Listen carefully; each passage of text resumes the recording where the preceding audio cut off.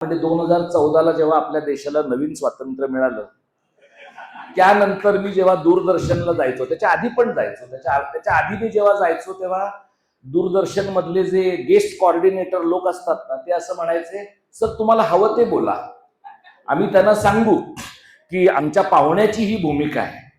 आणि हे सगळं मी तुम्हाला 2006 ते 14च्या काळातलं सांगतोय. तेव्हा मला असं वाटायचं, मी 10-15 वर्ष तरुण होतो तेव्हा, त्यामुळे अक्कल पण कमी होती. कारण मला असं वाटायचं की अरे हे केवढे इंटरेस्टिंग लोक आहेत, गव्हर्नमेंटमध्ये असून गव्हर्नमेंटच्या विरोधामध्ये बोलतायत ते. 14च्या नंतर मी जेव्हा तिथे जायला लागलो तेव्हा मला गेस्ट कॉर्डिनेटर आणि संपादक असं विचारायला लागले, तुम्ही काय बोलणार आहात? तर मग मी त्यांना म्हटलं की जे आधी बोलायचो तेच, आता फक्त सरकार बदललं आहे. तर ते म्हणायचं नाही, तसं करता येणार नाही तुम्हाला, तुम्हाला जरा सरकारच्या बद्दल सॉफ्ट बोललं पाहिजे. असं एक 2-3दा झालं. आणि मग मी त्यांना म्हटलं की तुम्हाला जर सगळं गोडच बोलायचं आहे तर तुम्ही प्रवीण दवणेला का बोलवत नाही, मग तुम्ही मला का बोलावता?